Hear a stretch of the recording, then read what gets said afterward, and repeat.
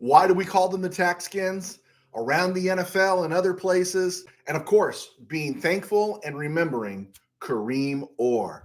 From the studios of the Ram Cave, I'm Joe Tarosian, and this is RamView. It's hot out there, but let's blow them off the line of scrimmage.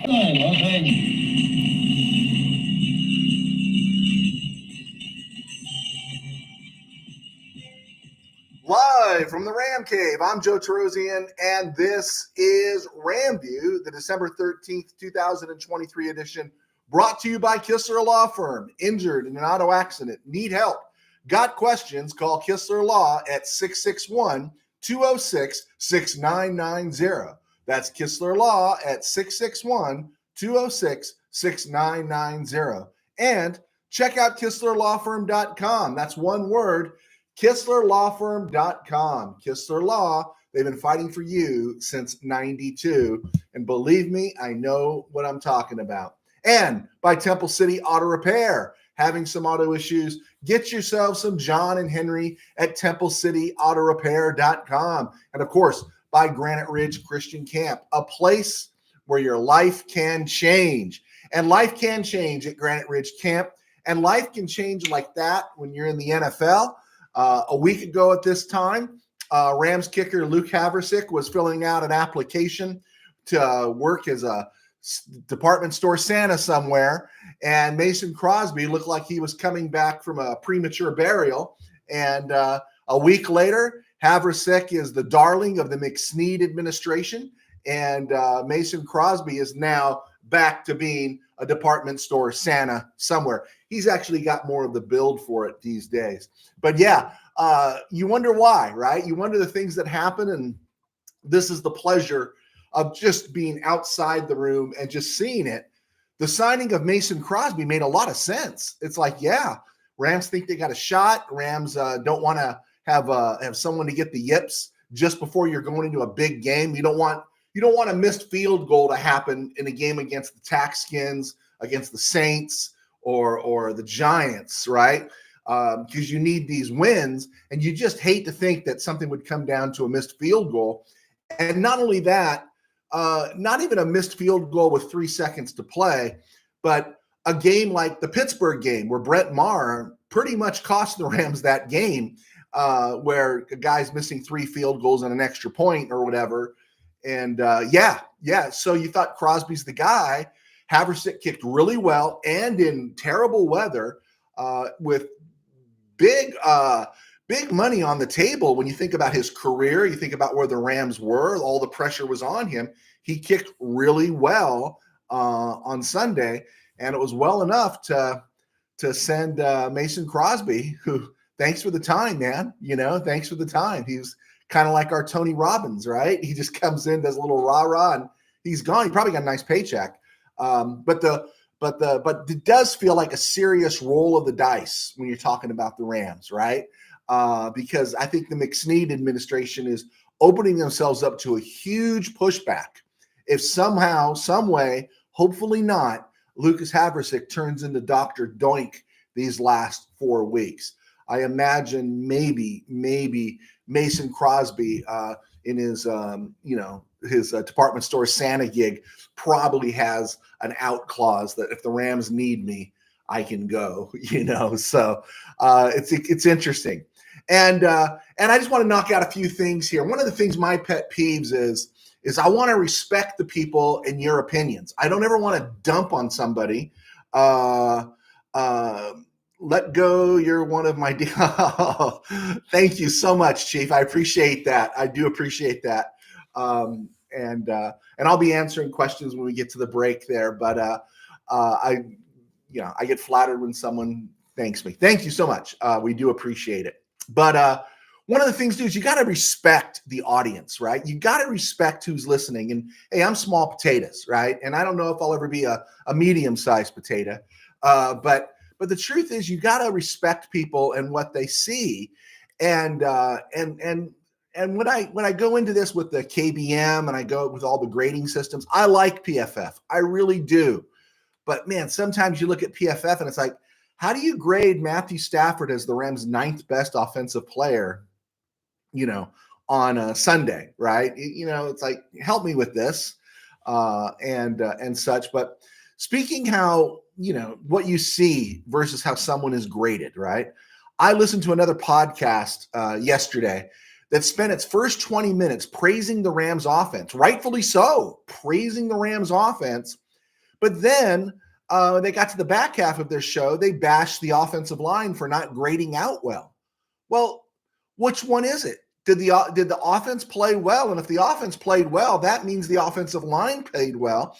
And no matter what PFF or other grading systems say, when Kyren Williams rushes for 114 yards and Matthew Stafford throws 3 touchdowns and nearly 300 yards, you can't do that if your offensive line is struggling. And I'm going to give credit where credit's due. Cam DeSilva at RamsWire, who's always done, I thought, a pretty good job. A very good job. I don't want to mince that at all. He does a good job, works hard. He gave his own grades, his A, B, C, D grades, and they so much better reflected what we saw on Sunday with this team. Yeah, special teams had an issue. The safeties were bad. The offensive line, he gave them a B. He did a really good job. And so I say this again, and I can't help but say it enough because I want to validate you as an individual. If you follow this team all year, if you follow them through the off season, right? If you've played football, have an association with football in the past, played it when I was younger, 21 years as a sports writer, or if you've taken the time to learn something about football beyond ESPN and the attempted comedy on Good Morning Football, which doesn't teach you anything about football, then trust your eyes, trust what you see, and don't let any part of the KBM, of course, is the Kiss Butt Media, don't let them tell you what you see. Don't let them tell you what you saw. Trust what you see and speak up. Now, you can bring it here and maybe I'll disagree. I saw this, you saw that. But, again, when your running back rushes for over 100 yards and your quarterback throws for over 300 yards, what are we arguing about here? Your offensive line did a good job. Brief update here, the NFC playoff picture. We've been talking about this. Eagles, Lions, 49ers, and for now, Buccaneers as division champs are in. Actually, tell you the truth, you got the Cowboys now who are vying for that NFC East title as both the Eagles and Cowboys are 10-3. Then you got Minnesota 7-6, Green Bay 6-7, and the Rams on the outside looking in at 6-7. And then you got something like 9 teams in the NFC sandwiched between 7 wins, which is Minnesota, and 5 wins, which is the Giants and the Bears. We thought the NFC would be bad. There's 9 teams sandwiched between 5 and 7 wins right now. A lot of room for the Rams here to take advantage. And I think of all those teams, and we'll talk about it in a second here, actually a literal second, we're going to talk about that here, is that when you look at this, you see the Rams are a team that's in ascension mode. Again, we talked about this, and actually I got a question about that I'm going to answer right here. It's tough to hear. Actually, let's skip the Cam Newton thing. Let's go straight to it. Listener XG1335 said, Joe, you talk about the Rams window opening for a Super Bowl next year. Do you think this is a Super Bowl team in 2024? Well, when you look at the NFC, I'm not talking Super Bowl winner, okay? When you look at the NFC, you're looking at 9 teams, right? We talked about this. You're looking at 9 teams between 7 and 5 wins this year, right? Let's take Frisco, Philly, Dallas, and Detroit off the table, okay? They're all 9-win teams and above, and we could deal with them later. But Minnesota is going to have to go out and get a quarterback next year because I don't think they're going to re-sign Kirk Cousins. Green Bay, Jordan Love made some throws. I personally think Green Bay's defense overperformed this year. I didn't think their defense would be this good. And can they do it again? Zaire Alexander is hurt. Preston Smith's getting older. So I don't know. We'll see. But I don't think Green Bay's a formidable team. Seattle, which I really expected would be ready to take the next step next year, they got a lot of talent. They've had a lot of injuries this year. They're always going to be competitive with Pete Carroll, but they need a quarterback. And the the DK Metcalf act is getting old. It's getting old, and Tyler Lockett and Bobby Wagner are just flat out getting old, and so Seattle might not be in that window next year. Buccaneers is Baker Mayfield the guy. Mike Evans is 30, a lot of mileage on him. The Falcons should be better, but they still need a quarterback. The Saints, Derek Carr, really? They have some nice receivers, but that team's getting ready to take a downturn, I think. The Giants, Tommy DeVito looks like he should be doing Saturday Night Fever remakes, but I don't know if that means he's anything beyond a great story this year. I think the Giants will be better, but will they really be where we expect the Rams to be next year? And then you got the Bears, Cardinals, and TaxSkins. TaxSkins are going to have a major overhaul in their whole front office. The Cardinals are the Cardinals. It's a curse to be a Cardinal. And the Bears, they're doing well now, but let's just say they draft Caleb Williams. Well, there's going to have to be a year of adjustment. I don't think it's going to happen right away. They might make some noise. Maybe they go 8-9, 9-8. Their defense is looking better, but none of those teams are really fearful. On the other hand, the Rams, full draft slate next year. The Rams, a lot of cap money, right? Because this was supposed to be the season of pain, and in a season of pain, we're one spot out of the playoffs. Matthew Stafford has shown he can still play, and there's a couple of concerns there. Aaron Donald, I think, has looked better this year than he did the last 2 years. That's my thought.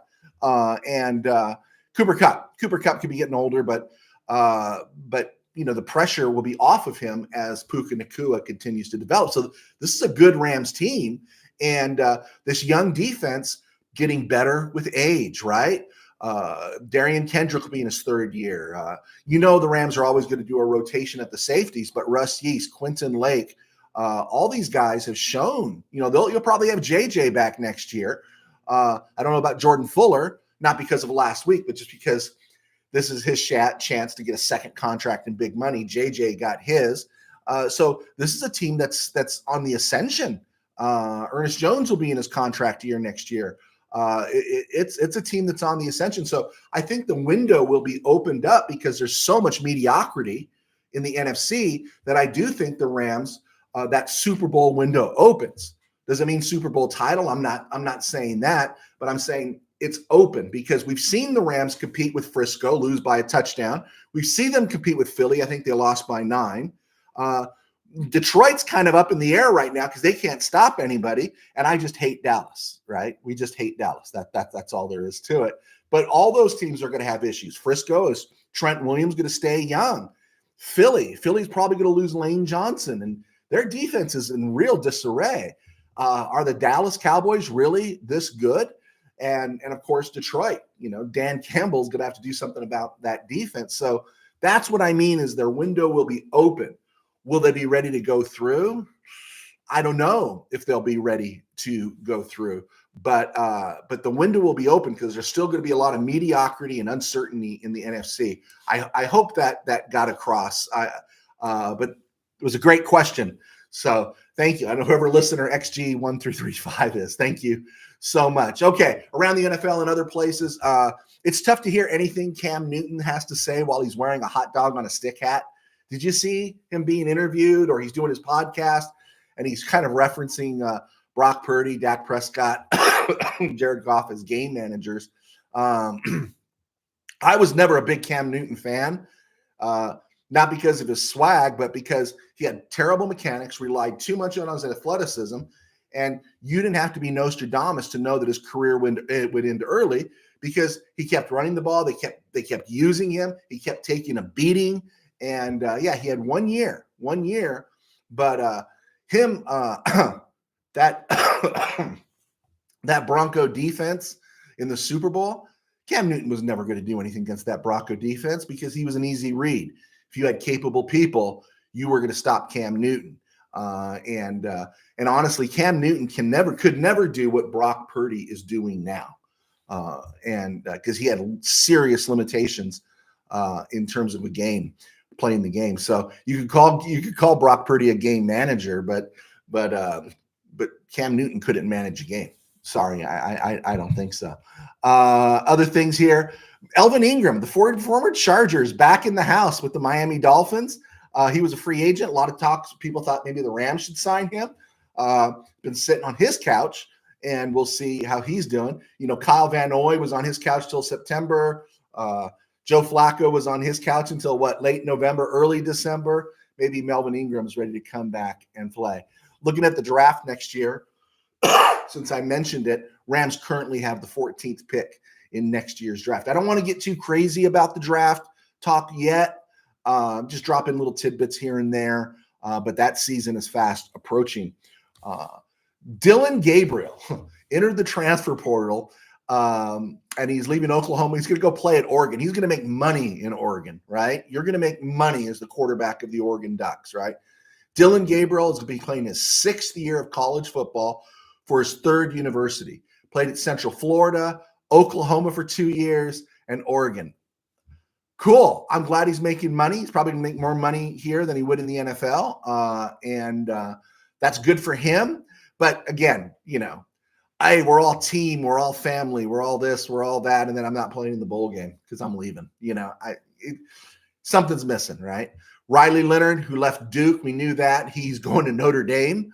Notre Dame had who is it? Notre Dame has Riley Leonard next year, had Sam Hartman this year, and was it who was the quarterback last year? Was it Cohn, the Wisconsin guy? I can't remember. Or was that 2 years ago? Whatever it is, a lot of different starting quarterbacks. Oh, they were running Drew Pine last year, who ended up at Arizona State. Kyle McCord left Ohio State. He's at Nebraska. Kyle McCord's okay. He's probably better than anything Matt Rule had this year with the Cornhuskers, but something to think about. Will Rogers, not too many people know him, Mississippi State. He's going to Washington. Now, if I'm correct, and I'll take correction on this, Rogers was a Mike Leach guy, and so he could fling the ball, and so it'll be interesting to see him at Washington. I did not see much of Mississippi State this year. And the free agents on the market, former Washington State quarterback Cam Ward, former UCLA quarterback Dante Moore. I'm Joe Terosian, a sports writer for 21 years, still am. I was one of the founding members at Mid-Valley Sports. And now I get to do RamView thanks to our sponsors at Kistler Law and Temple City Auto, and I'm blessed to do that. I also write books. I've written 2 high school football novels that have been received very well, nice reviews. But I've also written some other Christian novels, and I write the books, and I do RamView, one of my books. I do RamView because it helps to support me in my day job. So I pastor a small church in Burbank called Burbank Faith Nazarene, and we have a footprint right here on YouTube and a channel called Burbank Faith Virtual, as well as burbankfaithvirtual.com and every place else, and you could check us out. I want to say thank you for those that have been expressing concern for my wife, and she's recovering well. We're going back to the doctors today to check out some other things there that are going on with her foot or toe. But thank you for doing that. Let's see if we got any other questions. Counterfeit clone. Yes, thank you. Thank you for doing that. Let's see. You mentioned Donald. Do you think Donald retire his number as a Ram? It's going to be retired, right? It has to be retired. You got the ring. You got multiple player of the years. You got certain Hall of Fame. It has to be retired, right? Speaking of retired numbers, in the preseason, I saw someone running around last year wearing number 40. I hope they've re-retired Elroy Hirsch. Von Miller got to wear 40 because the Hirsch family said it was cool, but I think it's only should be cool if you're Von Miller. And I always have a beef about that because I do like retired numbers. Our good friend Tim Burns up in NorCal. So Kyron looking at 1,100 yards or so and 15 total touchdowns. Do we extend him past 2025 now, or is the pool of games too small? I say lock him up for 2 more years before his value skyrockets.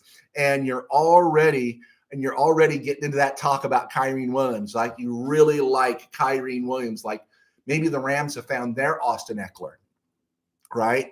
They've got some money, but here's that quandary about running backs. Look where the Rams got Kyren Williams at, 5th round. There are other guys out there, and you don't want to break the bank. A top-notch running back at the top scale. What is that? 12 rocks now. I don't know if anyone wants to pay 12 rocks unless maybe the Rams figure we extend him now, maybe you don't have to pay too much up front now, and he gets us through our Super Bowl window, 24, 25, 26. And by that time, then we move off him because we know the life expectancy. He's a physical back, and he runs well between the tackles. And unfortunately, you know what that means? That means he's going to burn out pretty quick. Again, I'd like a little more balance. I saw Royce Freeman only had about 8 snaps, but you want a little more balance there.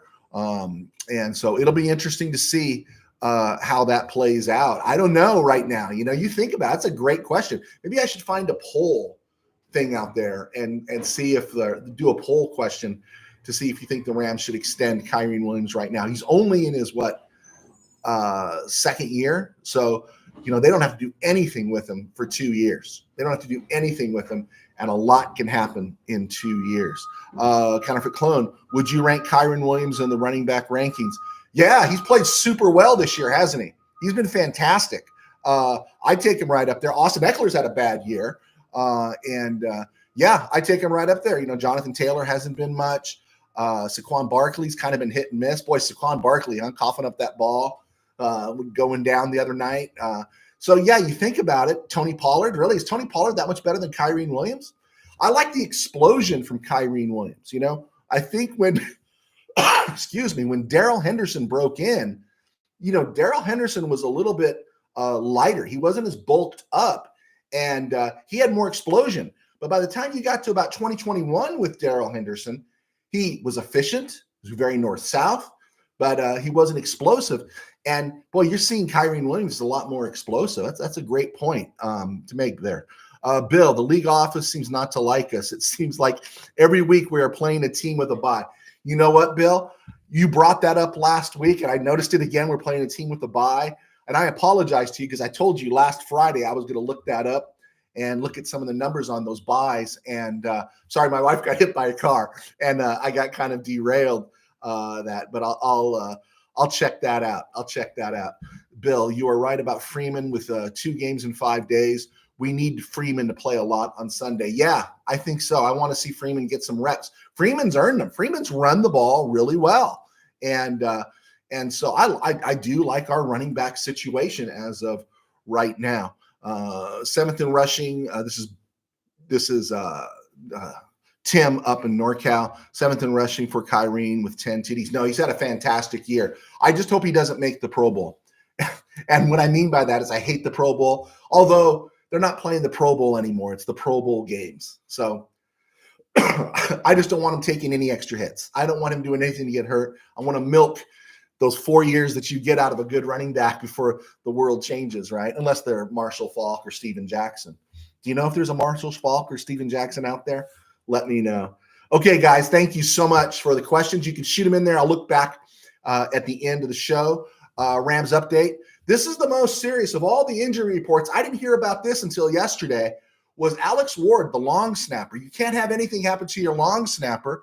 We haven't talked about Alex Ward, our long snapper, because there hasn't been any reason to talk about Alex Ward, except now he's got a stinger in his neck, and they put him on the IR, and that could be serious.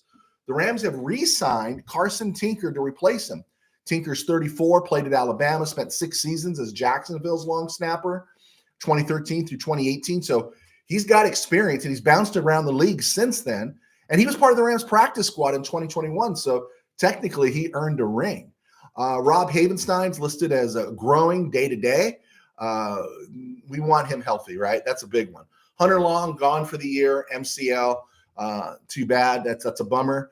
Tutu Atwell, concussion protocol. Did anyone notice how high in the air he was and how far he fell? Yeah, that was a slam. Ben Skoranek ankle. So we've gone from tight hamstring to hip to ankle for Ben Skoranek this year. Quentin Lake is scheduled to return as of right now. So that's good news for the Rams. And then, of course, we're kind of out and wondering what's going to happen with Higbee, the next stinger. They said they're expecting him to play.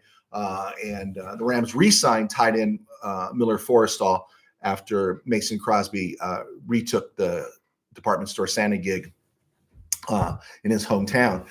Forrestall is kind of necessary. The Rams do have Mika Kalanick still on the practice squad. and they still got Bryson Hopkins, and it'll be interesting to see. But it's clear that Davis Allen has passed Bryson Perkins in every way on the depth chart for the tight ends. All right, let's keep rolling here. TaxSkins at Rams, December 17th, 2023. Of course, this team was called the Redskins for years. The advantage was 24-12-1 for the Redskins over the Rams. Playoffs, they're tied 2 games apiece. And someone asked me, why do I call them the TaxSkins? Well, I hate the name Commanders. And if I had a second team in the NFC, it probably was the Redskins because they were the Cowboys' #1 rival. I liked George Allen, that whole 40 men together, can't lose, I love the Redskins. The first Super Bowl I saw was Super Bowl 7, where I saw Larry Brown got the snot beat out of him, but I just loved those Redskin colors. What do they call it? The burgundy and gold or whatever. And yeah, so, and, I don't kind of break down, Redskin name being racist or whatever. If I'm calling the Redskins, I don't. But the Commanders is a silly name. It's a stupid name. And I thought, what is DC best known for? Taxing people, right? So they're the Washington Taxskins. So that's why I call them the Washington Taxskins, okay? And the Washington Taxskins defense stinks. It stunk before they traded Chase Young and Montez Sweat. And honestly, Jonathan Allen's probably the best of that lot, I thought. But he's been a little less than average this year. Darren Payne has not been good. This has been an underperforming defense. Every year you expect this defense that they invested so much in to do something, and it hasn't. Emmanuel Forbes, 6th overall in the draft this year. He wasn't very good. About the only one that's good out there is Kendall Fuller, the cornerback. And again, Jack Del Rio got fired. I cannot imagine Ron Rivera coming back next year. So yeah, this defense is terrible, which is going to help the Rams. And a few weeks ago, offensively, this was a team that looked like it could play and sting anybody. It could hang with anybody. Sam Howell makes mistakes, but he also makes plays. And he's got receivers. Who can help him make those plays. Terry McLaurin, Curtis Samuel, and Jahan Dotson, those are good receivers. Now, they're hardly Art Monk, Gary Clark, and Where's Ricky Sanders, but they're solid. They're good. They do a really good job. I'd hate to think, because we've seen week to week this year, any team can jack up another team's plans. But as long as the Rams aren't thinking about Baltimore last week and not thinking ahead to the Saints, the Taxskins are vulnerable here, and they're lining up again, as we said, for a major overhaul next year. And I think the Rams have a great opportunity. Just got to keep their head on straight, right? It would just be however the chips fall. We want them in the playoffs, but if the Rams can get to Levi Stadium with a 9-7 record, right, and even if the season finishes 9-8, or they get there with a 10-7 record, this will truly be, these 3 games will honestly be one of the, if the Rams win them, really chalk it up to being one of the most amazing seasons in Ram history, because this season was supposed to be all about pain. And as much as I've whined and moaned about the games we gave away, the fact that they're here, I wish I wasn't as much of a fan. I have to say this so I could enjoy Matthew Stafford in this offense more. I do enjoy watching Stafford play. He's becoming one of my favorite players. And the thing is, he's the Rams quarterback. And so I get uptight when I'm watching, and I'm pacing around the Ram cable. I'm watching these games, but they're a joy to watch. They really are. And I like football sometimes when I can just watch a game and not have an emotional investment. And someone says, don't you like good football games? Well, to me, a good Ram football game is the Rams winning 40-7. The Rams winning 17-16 is not fun for me, right? I'm happy they won, but it's not fun. I like to come home on Sunday, turn on the TV, eat my lunch, and see the Rams win 42-7 every week. That's what I like, okay? The games this week, real quick, let's blitz through them. And I'll check out I'll answer those questions here in a second, guys. Chargers, Raiders on Thursday night. The Raiders, I was rooting for you. I was rooting for Antonio Pierce. Kick them to the curb. Start fresh. Get somebody in the building that knows what they're doing. and stuff. The Raiders really made me mad. No points against the Vikings. That really ticks me off. And the Chargers, right? The Chargers, whatever. I mean, if I watch all the NFL games, but if there is a game you could miss, it feels like you can miss this one, right? Aiden O'Connell and Easton Stick. Yeah, right. Let's bring back Ed Luther and David Hum, and then I'd watch this game. Saturday, 3 games. Vikings, Bengals, Steelers, Colts, Broncos, Lions. Broncos, Lions is really interesting. Broncos are starting to grow on me. I think I like Sean Payton now, and I used to hate him because he was the Saints coach, and I hate the Saints. So, so the Broncos are interesting. I'm going to be rooting for the Lions. Steelers, Colts, Steeler fan Rob will have a coronary, or maybe he's already given up on the season. I think the Colts have exceeded all expectations this year.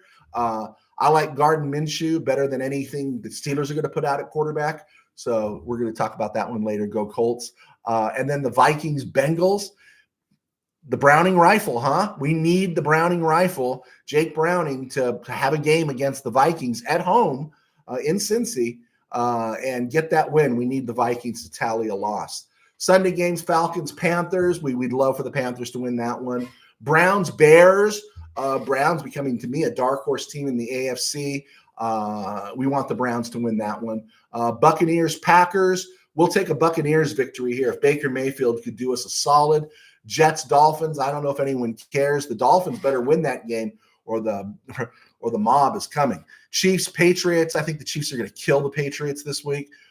Giants, Saints. We want the Giants to win this game. We want the Giants to win this game. We want the Saints defeated when they come and play us, right? We want them beaten down and stuff. And then we'll deal with the Giants later. Texans, Titans. Davis Mills gets the start, likely, unless C.J. Stroud is back. That was amazing what the Titans did on Monday night. Will Levis, that was amazing. It shows you what they're capable of. They just don't seem to do it every week. I think the Texans defense is probably better than the Dolphins, so it might not happen.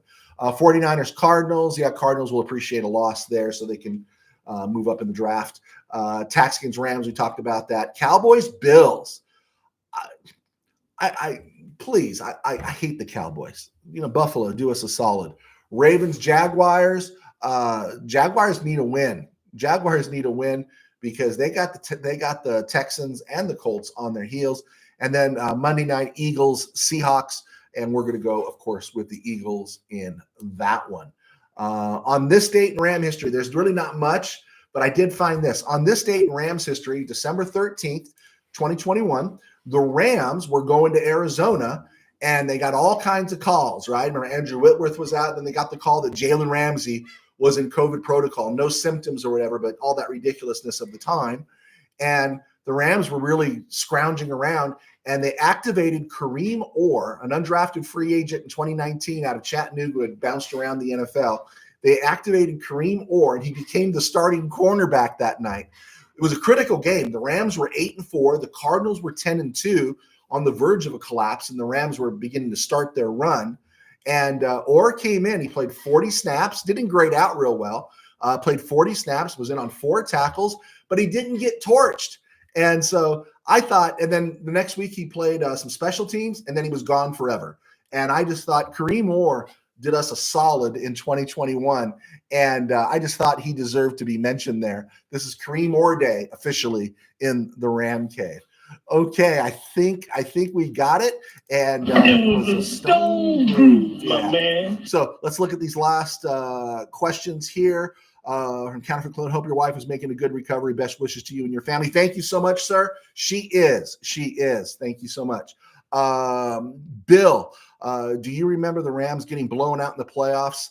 The quickest I've ever turned off a Rams game. Are you talking about the playoffs in 1983 that was played, actually, I think January 1st, 1984? Rams had gone into Dallas as a wild card team, won that game. Wasn't that awesome?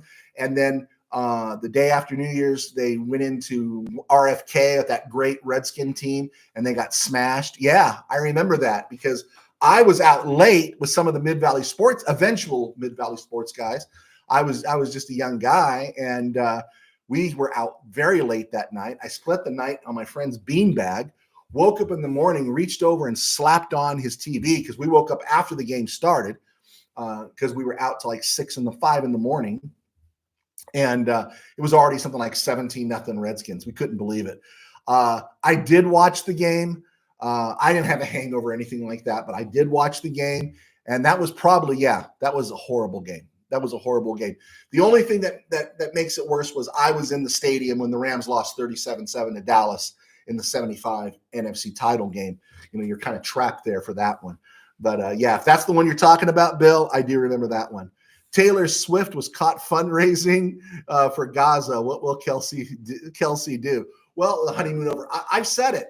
The Swift effect was going to come in no matter what. She's the Kim Basinger that Kim Basinger was in the Natural to Roy Hobbs. She's the Kim Basinger character for this season's Chiefs, right? And they need someone like Glenn Close to come in and stand when Patrick Mahomes makes a throw or Travis Kelce makes a catch to break the spell. You know, I don't know. It's fun to see the Chiefs rattle a little bit. I don't hate the Chiefs, but it is fun to see them rattled. I think we got it. All right. I've got to get rolling, guys. Thank you so much for clicking on, especially at this time of day. I got on earlier. So God bless. Take care.